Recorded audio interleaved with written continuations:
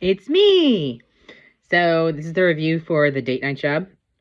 um, so I feel like this is where it starts to pick up, only because there's moments in this. So, like I told you, the first three episodes were like okay, and it kind of setting the stage for things. This episode, I feel like this season in general, as you get on, they're doing things that either one are like fan service to like be like, hey, who knows if we're even getting a third season, and two, they're doing things. Did I say one or a whatever? Two, they are doing things that are like, here's things we want to say. We want to make sure that even if we get a second season, these are important things we want to talk about. So this episode was fun and light. It's called The Date Night Job. It's literally about Parker and Hardison's date night. And as a fan from the beginning and loving Parker and Hardison's chemistry with each other all the time, I love this episode because, watching in the beginning how he always had a little crush on her and then they eventually end up dating, and how he handles her and how she pushes him and stuff like that. Like, I absolutely enjoyed it. So we start off with them on date night. He got her some good food to eat and stuff like that. And then we start talking about Hardison in space.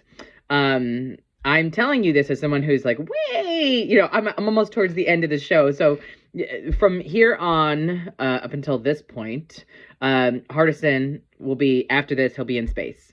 So you'll see what I talk about with that in a little while when we get to that episode. Basically, Parker has all these feelings, and it's nice to go ahead and see her have all these complicated feelings. So it's not necessarily like her feelings are like, I'm gonna miss him. It's more like, what if he needs me? So that's like an odd little complicated way for her brain to think that I kind of liked, because it's not a stereotypical, like, in a way it's like selfish, but in a way it's like really not selfish at all, because she's like, I want him to be safe and careful and stuff like that. So I thought that was cute. When I first started watching this episode, the main big bad, who we ultimately found out Justin, I thought he was a nice guy. He seemed like a nice guy. He was very kind to Mason and stuff like that, so I thought he was gonna be a good guy. So I was actually a little surprised at the end when he turned out to not be a nice guy. Anyway, back to Partisan. Their flirting is like so cute. Like that little scene where they're in the car and they're like, just a coincidence of what's going on. Like, you watch their date go on, and then you watch everything from their perspective, and then, somewhere in the first like 15 minutes, then something happens, and then you go back and you see that they pretty much appealed to the team to help them both with date night. And that's sweet. You know what I mean? Like, for both of them to do that. They both picked the same place. They both picked the same kind of like vibe, different ways to be helped. Of course, they're both like, you can't tell anybody else on the team. And literally, the moment that they're like, don't tell anybody else on the team, like, we don't even get a breath before you see them all talking together, being like, yeah, we should totally do this. Date night's cute. So I loved that. In the first, when you watch it the first time, I actually watched this a few times because I was like, oh, I can't believe I missed that.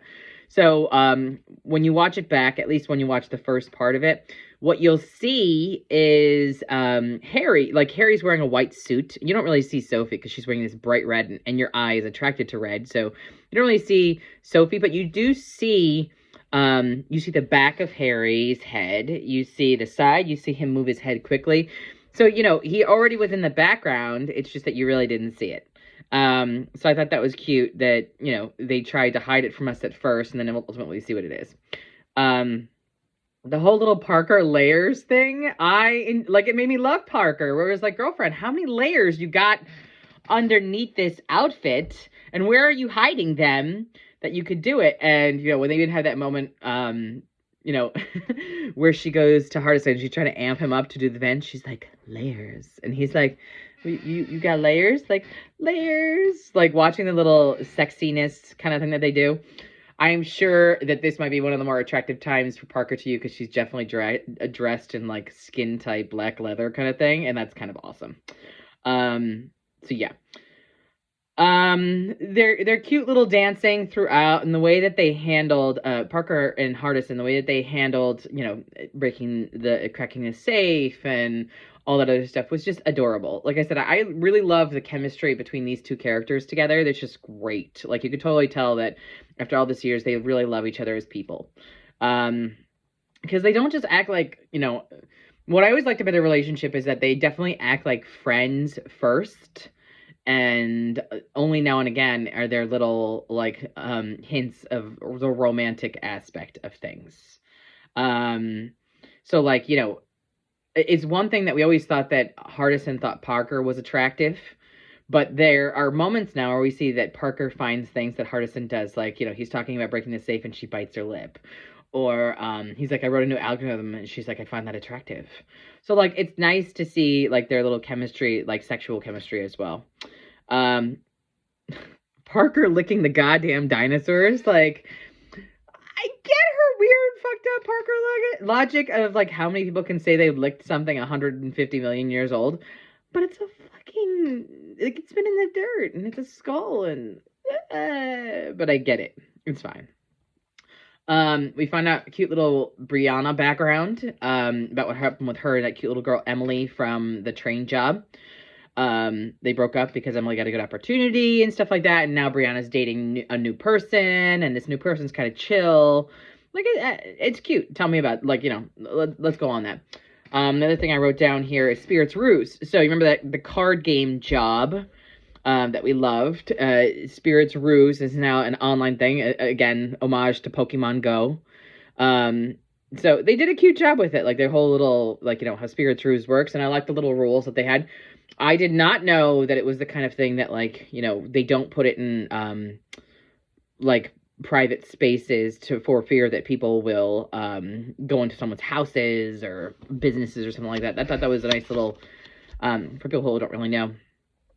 One thing I noticed here is that anytime that Hardison is involved in something, Elliot always seems to have tickets to a game. But usually it's basketball, I think.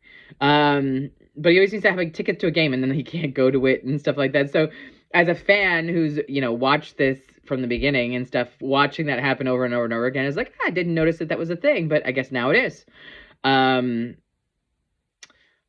Another part that I really thought was sweet in this is that, we know Parker loves vents. And with all of her frustration of Hardison leaving, she was totally like, no, I don't want you to go in the vents. And he's like, what is happening? Like, the way that he loves her is to know that enough about her. And the way that she loves him is to be like, no, let's not go in the vents because I don't want you to have a negative experience with this and then not want to come back to Earth. It was very sweet. Just watching the way that they love each other throughout the episode. I was just a fan of that. It was very sweet. The part that made me giggle for the kid, and like thinking about it from a kid's perspective, is how many people kept being like, I'm the good guy. And especially when Elliot just beat up some dude and he's like, I'm the good guy. And he's like, no. I'm like, this is like the smartest kid we've ever met, who's actually like, no. You don't look like a good guy and you just beat up this other guy. And then, Parker comes out and she talks to him and she's like, I'm a good guy. She's like, the other dude just did that. And they're like, it's fine. I thought that was cute. I wrote the easy peasy interaction. He was like, Parker, love of my life, stop saying easy peasy. I laughed at that one too, because I was like, how many times has someone said easy peasy and you're like, stop saying that. It is not easy peasy. Stop fucking saying it's easy peasy, because it's not. That whole interaction, like I said, was cute with the whole, like, there's another layer in here. Like, that was really cute to be able to get that going. I really loved Parker. I always forget about it, but Parker's very good with kids. And I think it's because, she was adopted and stuff like that, and she knows how hard it is to be a kid and stuff, but she still got some kidness in her.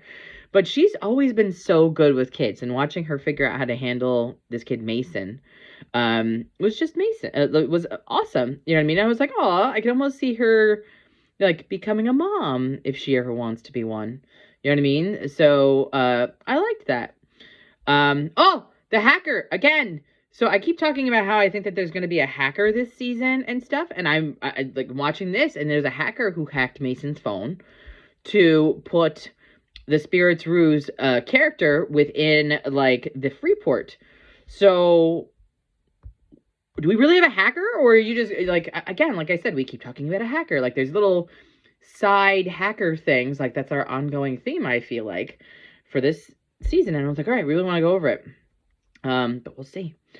I love the cute little ending. I love how pissed Hardison was when Justin tried to go to Mason. He pushes him away, and then like the team gets so upset and angry that he tried to harm Mason. That they're both like you could see like the disdain that they're bragging against him for, like the discovery and the just disdain they have for him. Love when they do things like that, because it's one thing to go ahead and be kind of ambivalent. They're like, you tried to murder a child, you rat bastard. So yeah, that was interesting. Loved the happy ending of, because I was thinking that as well as a mother. This poor boy, he has no one now. After now, he has no grandma, he had no parents, he's got no nana, he's got no anybody. He ends up with Nana, and I was like, oh, that's a great ending. Like, good, give him a Nana. Having said that, my concern is like, how old is Nana now? Like, how old is it, lady? Because, like, she was Nana back in like 2008, I think, when this started. So, like, how old is she now? Like, she's got to be getting up there in age, because she's got to be. Like I said, that's been it's been a while. How old is Nana? So anyway, just a thought. And finally, at the ending, when they have their little speech with each other, and they're like, time and space can't stop us. And then Parker's like, we're like the Doctor. We're like two doctors. We're like a Christmas special of doctors. And I was like, I love this show. So I thought that was really sweet. That was like a romantic way. I don't know why I found that romantic, but I definitely found it romantic. So, but it was cute. It was definitely a fan service episode where it was totally like, this is a typical date night with Parker and Hardison. With Partisan, as they call themselves. So, let me know what you thought of that one, because I thought it was cute. Nothing revolutionary, but very cute for an episode. It was lighter than most of aside from, the attempted child murder. It was lighter than some of the other ones. So, all right, let me know what you think. Bye.